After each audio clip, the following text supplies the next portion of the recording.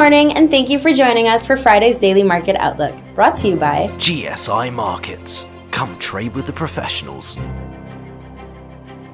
Chinese authorities stated that they are ready to resort to policy stimulus if credit-fueled expansion threatens to slow economic transition. In the first quarter of 2016, German GDP inched up by 0.7%.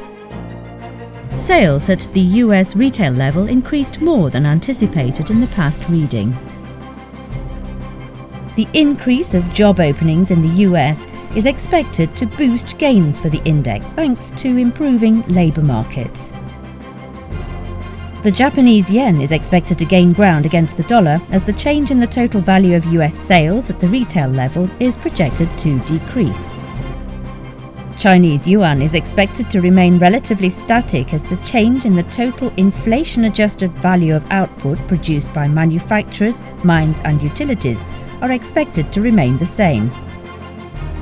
The dollar is supposed to gain ground against the Swiss franc as the level of a composite index based on surveyed US consumers is expected to increase. That's all for Friday's Daily Outlook. Join us again tomorrow morning for more in-depth analysis of the markets.